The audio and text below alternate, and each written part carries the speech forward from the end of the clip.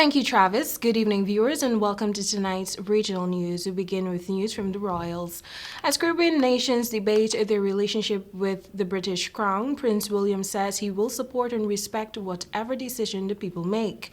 William, second in line to the throne, made the comments after an 8-day tour of Belize, Jamaica, and the Bahamas, during which he and wife Kate were celebrated but also criticized as being tone deaf for the perpetuating image of Britain's colonial rule. Jamaican Prime Minister Andrew Holness told the Royals his country intended to become a republic, removing the British monarch as its head of state. I know that this tour has brought into even sharper focus questions about the past and the future, Williams said in a statement reflecting the end of their tour on Saturday. In Belize, Jamaica, and the Bahamas, that future is for the people to decide upon. The young royals visited the three nations as representatives of Queen Elizabeth II, who celebrates the 70th anniversary of her reign this year. During those 7 decades, she has been the head of state for the United Kingdom and 14 realms that were once colonies of the British Empire and are now independent countries. The royal couple was greeted by protesters demanding an apology for the role Britain played in the enslavement of millions of Africans and repatriations for the damage caused by slavery. During a speech in Jamaica, William expressed his profound sorrow for slavery but stopped short of offering an apology. William recognized the changing nature of the connections between Britain and its former colonies during a speech Friday night in Nassau, the capital of the Bahamas.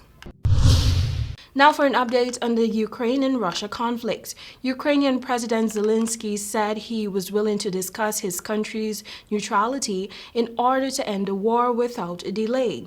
But in a video address Sunday, Ukraine's embattled leader said he would not sacrifice his country's territorial integrity ahead of a new round of peace talks with Russia set to take place this week in Turkey.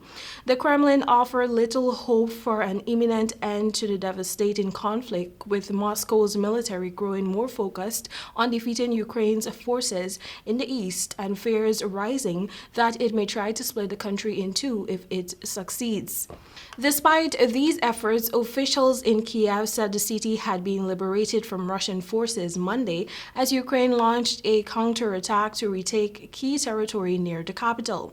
Meanwhile, President Joe Biden's remarks over the weekend, interpreted by many as tantamount to calling for a regime change in Russia, continue to reverberate among the United States friends and foes alike. Biden has said Russian President Vladimir Putin cannot remain in power, although Secretary of State Antony Blinken was among the U.S. officials to try to clarify the statement. On Monday, the Kremlin said Biden's comments were very alarming. Let's take a look at what happened at the Oscars on Sunday night. Will Smith took immediate offense, and the Oscars suddenly had a scene like none other. Smith, not long before he won Best Actor honors for his portrayal of tennis dad Richard Williams in King Richard, marched on stage and smacked Rock during Sunday night's Academy Awards after the comic made a joke about the appearance of Smith's wife, Jada Pinkett Smith.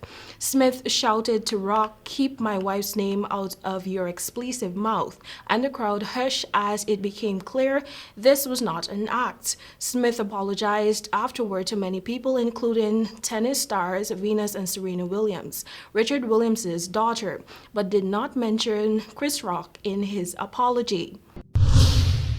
And finally, some news from Trinidad and Tobago. Prime Minister of Trinidad and Tobago, Dr. Keith Rowley, has responded to controversial statements made by Guyana's Vice President Barry Jagdeo, who earlier this week said Trinidad and Tobago is falling apart.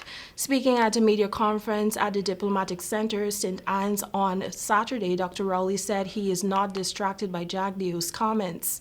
He said, "There are many people in Guyana, and I am not distracted by Vice President Jagdeo's comments about us. A lot of people comment about us, some favorably and some not. We will not be distracted by that," Rowley said.